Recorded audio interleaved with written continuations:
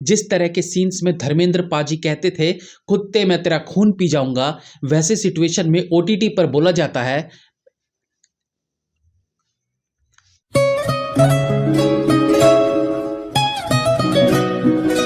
2016 के बाद से इंडिया में ओटीटी का चलन सही तरीके से शुरू हुआ है।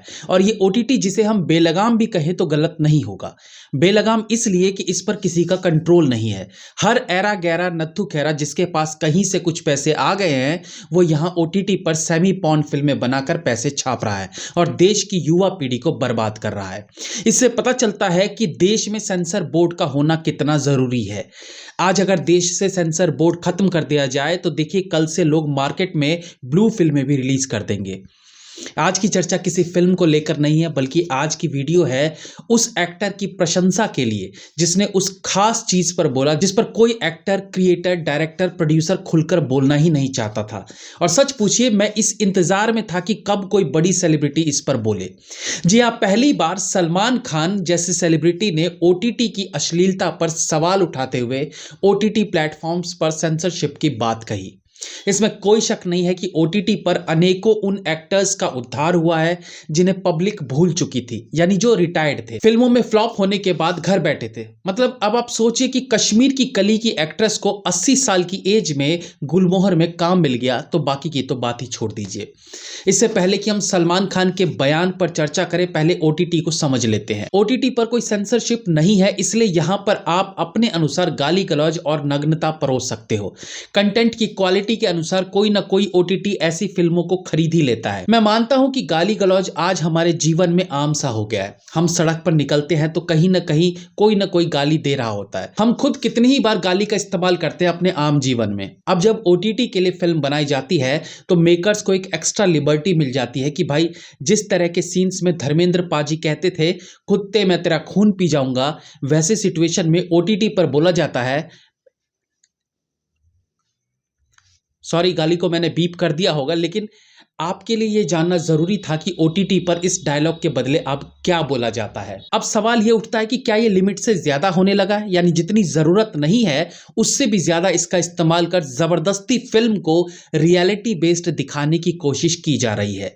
जवाब है ऑफ कोर्स यस, क्योंकि एक लिमिट वाली गाली तो हिंदी फिल्मों में सेंसर भी आजकल पास कर रहा है। जैसे कि अभी हाल ही में रिलीज फिल्म कुत्ते में तब्बू और बाकी के एक्टर्स ने कई बार गाली यूज किया है। लेकिन ओटीटी पर फिल्म रिलीज करना हो तो मेकर्स को लगता है बस अब फ्रीडम मिल गई है, जितनी गंद फैलानी हो फैलाएंगे। अब फर्क क्या है, जब हम आम जिंदगी में गाली देते हैं तो ओटीटी पर गाली दिखाई जाए तो इसमें गलत क्या है? इसका जवाब है कि फिल्में जो हैं वो समाज का दर्पण होती है और इनसे लोग काफ़ी कुछ सीखते हैं।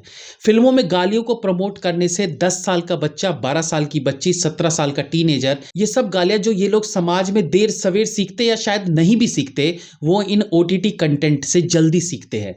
जब उसे हर वेब सीरीज में, हर फिल्म में इतनी गालियां सुनने को मिलती है तो उसे वो सब आम लगने लगता है और कूल लगने लगता है।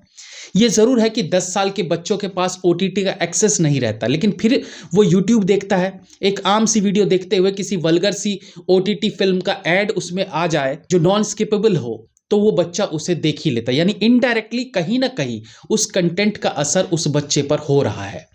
ये सब पिछले 8 सालों से चल रहा है ओटीटी पर, लेकिन शायद ही किसी सेलिब्रिटी ने इस पर कुछ बोला हो। बट सलमान खान ने इस पर पहल करते हुए इस पर बात की और कहा कि मैं 1989 से फिल्म इंडस्ट्री में हूं और मैंने कभी इस तरह के कंटेंट नहीं किए और मुझे लगता है कि ओटीटी पर सेंसर का होना बहुत ज़रूरी है ताकि ये वल्गैरिटी, न्यूडिटी, गाली गलौज सब पर रोक लगाई जा सके। उन्होंने आगे कहा कि अब ये सब फोन पर आ गया है, 14-15 साल का बच्चा देखता है। आपको अच्छा लगेगा कि आपकी छोटी सी बेटी पढ़ने के बहाने ये सब देखे, इसलिए ओटीटी के कंटेंट्स चेक होने चाहिए और जितना क्लीन होगा कंटेंट उतना बेहतर होगा। सलमान खान ने कहा कि आपने इस तरह के कंटेंट कर लिए, लव मेकिंग सीन कर लिए, किसिंग कर लिया, एक्सपोज कर लिया और आप अपनी बिल्डिंग के अंदर घुस रहे हैं। आपका लिफ्टमैन, आपका वॉचमैन आपका कंटेंट देख रहा है। मतलब हमें क्या जरूरत है ये सब करने की? मैं पर्सनली सलमान खान को इस पर अपनी पॉजिटिव बात रखने के लिए धन्यवाद करना चाहूंगा। देखिए, एक एक्टर के तौर पर भले वो मेरे one of the favourite actor ना हो, लेकिन जब फिल्मों में अश्लीलता की बात आती है, गाली गलौज की बात आती है, जबरदस्ती के किसिंग सीन्स की बात आती है, तो सलमान खान शायद इकलौते इस लेवल के एक्टर हैं जिन्होंने अभी तक अपने करियर में एक किस सीन तक भी नहीं किया है। भले उनकी अपनी पर्सनल लाइफ कितनी भी रंगीन हो, लेकिन जब बात उनकी फिल्मों की आती है तो वो ये समझते हैं कि फिल्म लोग देखते हैं, जिसमें हर एज ग्रुप के लोग होते हैं और इसका उन पर प्रभाव भी पड़ता है। देखिए, प्रोफेशनली तो हर एक्टर अच्छा बुरा अपना काम कर ही रहा है, लेकिन जब आप अपनी फील्ड में रहते हुए सामाजिक नजरिए से भी सोसाइटी के लिए कुछ कंट्रीब्यूट करते हो, जो कि इस तरीके से भी हो सकता है जैसे सलमान खान वल्गर सीन ना करते हुए करते हैं, तो वो भी अप्रिशिएट किया जाना चाहिए। आज ओटीटी पर ऐसी ऐसी गंदी वेब सीरीज रिलीज हो रही है जिसने रिश्तों की मर्यादा को लांघ दिया है।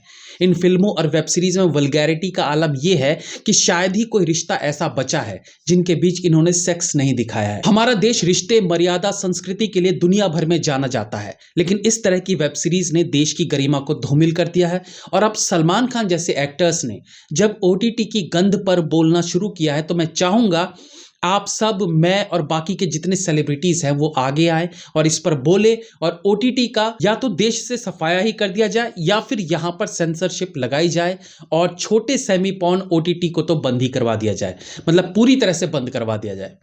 ये पाप के घड़े की तरह है, सालों से ये भर रहा था और शायद अब पूरी तरह से भर चुका है, इसलिए इस पर अब लगाम कसी जानी जरूरी है और इसकी पहल सलमान खान कर चुके हैं, तो बाकी सबको भी आगे आके इसके खिलाफ आवाज उठानी चाहिए। ये तो छोटे ओटीटी प्लेटफॉर्म्स की बात थी। बड़े ओटीटी प्लेटफॉर्म्स पर कंटेंट की क्वालिटी अच्छी होती है, कहानी भी अच्छी होती है, लेकिन उसके बावजूद सिर्फ उसे देसी रंग देने के लिए एक्स्ट्रा गाली गलौज, मारकाट और वल्गैरिटी दिखाई जाती है। और जो वेब सीरीज या फिल्म्स क्राइम बेस्ड नहीं होती, तो उनमें गे, लेस्बियन सेक्स को प्रमोट किया जाता है। खैर, इस चीज को तो समाज सुधारक आयुष्मान खुराना थिएटर रिलीज फिल्मों में भी करते आए हैं। अच्छा, आप गौर कीजिए, जितनी भी अच्छी वेब सीरीज आपने पिछले दिनों देखी होंगी, उनमें दो चीजें आपको ऑलमोस्ट हर वेब सीरीज में देखने को मिलेगी। पहला, एलजीबीटीक्यू का प्रमोशन। इसका सबसे अच्छा एग्जाम्पल है हाल ही में रिलीज बहुत ही खूबसूरत सी फिल्म गुलमोहर। इस फिल्म में भी गे, लेस्बियन को प्रमोट किया गया है। आप कोई भी वेब सीरीज उठा लो जो देखते हुए आपको लगा हो कि यार क्या स्टोरी है, कितना अच्छा मुद्दा उठाया है, और उसके बाद कहीं ना कहीं उस वेब सीरीज में आपको गे, लेस्बियन का एंगल मिल ही जाएगा। आखिर ऐसा करने की जरूरत क्यों पड़ती है? सोचिए और आप गौर कीजिए, पिछले दिनों देखी सारी वेब सीरीज को, वो चाहे ह्यूमन में कृति कुल्हाड़ी और शेफाली शाह के बीच का संबंध हो, या सुनील शेट्टी की एमएक्स प्लेयर की वेब सीरीज धारावी बैंक में उनके बेटे का गे सेक्स दिखाना हो। मैं सी ग्रेड के ओटीटीज की तो बात ही नहीं कर रहा हूं, हम तो अमेजॉन प्राइम, नेटफ्लिक्स जैसे ए ग्रेड के ओटीटीज की बात कर रहे हैं। अच्छा, उन वेब सीरीज को भी छोड़ दीजिए जिनके नाम से उनके कंटेंट का पता चलता है। नेटफ्लिक्स की मिसमैच्ड, अजीब दास्तान, अमेजॉन प्राइम की 4 मोर शॉट्स, ऑल्ट बालाजी जैसे ओटीटी कंटेंट्स की भी बात छोड़ दीजिए। अच्छा, अब दूसरी चीज जो इन वेब सीरीज में प्रमोट किया जा रहा है वो है एक्स्ट्रा मैरिटल अफेयर। अभी अगेन मैं रसभरी, वो जो 3rd क्लास की भाभी वाली वेब सीरीज है उनकी बात नहीं कर रहा हूं, वो तो है ही।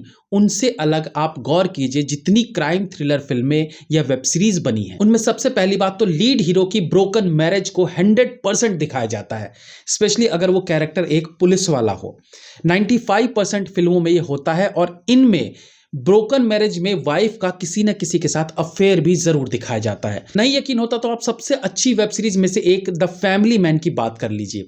एक सिंपल फैमिली की कहानी है। मनोज बाजपेयी एक अंडरकवर रॉ ऑफिसर है, लेकिन उसकी वाइफ का अफेयर है अपने ही एक दोस्त के साथ, वो भी तब जब उसके बच्चे 15-16 साल के हैं। अब आप गौर कीजिए कि इस अफेयर से फिल्म का जो मूल प्लॉट है उस पर बिल्कुल इफेक्ट नहीं पड़ता। अच्छा, इस अफेयर को भी ऐसे दिखाया गया जैसे अफेयर ना हो, दोस्ती हो। ये मेकर्स डेढ़ शाने होते हैं, इन्हें पता है कि कैसे चीजों को दर्शकों के दिमाग में बिठाना है, उनके दिमाग में वो चीज भरना है। अभी हाल ही में शाहिद कपूर और विजय सेतुपति की वेब सीरीज फर्जी रिलीज हुई थी। अगेन इसमें विजय सेतुपति पुलिस वाले हैं, लेकिन उनकी वाइफ उन्हें छोड़ चुकी है, यानी ब्रोकन मैरिज, और उसका भी एक एक्स्ट्रा मैरिटल अफेयर है। मतलब ये हर दूसरी फिल्म में दिखाया जाता है। दूसरी बात कि अनेकों ऐसे पुराने एक्टर्स हैं जिनको हम फिल्मों में अच्छे किरदारों में देखते आए हैं, वो ओटीटी पर आने के बाद जिस तरह के गंदे सीन्स कर रहे हैं उससे दुख होता है। यार ऐसा मत करो। माना ये सब एक्टिंग है, बट बहुत खराब फील होता है।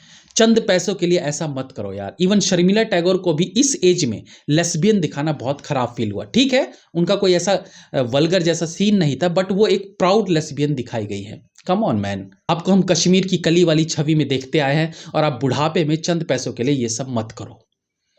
फिल्मों के ना चलने को लेकर भी सलमान खान ने बहुत अच्छी बात कही कि फिल्म मेकर को लगता है कि मुंबई के एक छोर से दूसरे छोर तक ही हिंदुस्तान है, जबकि हिंदुस्तान कहीं ज्यादा बड़ा है। कहने का अर्थ था कि सारी फिल्में मुंबई के माहौल के हिसाब से बनाई जाती हैं, यानी जरूरत है देश के अन्य टॉपिक्स को उठाने की। केवल गैंगस्टर, हाई लाइफस्टाइल या मवालीपने को फिल्म नहीं कहते। खैर, फिलहाल के लिए इन OTT पर लगाम लगाई जाए, और इसके लिए मैं तहे दिल से सलमान खान का फिर से धन्यवाद करता हूं। Thank you so much Salman भाई।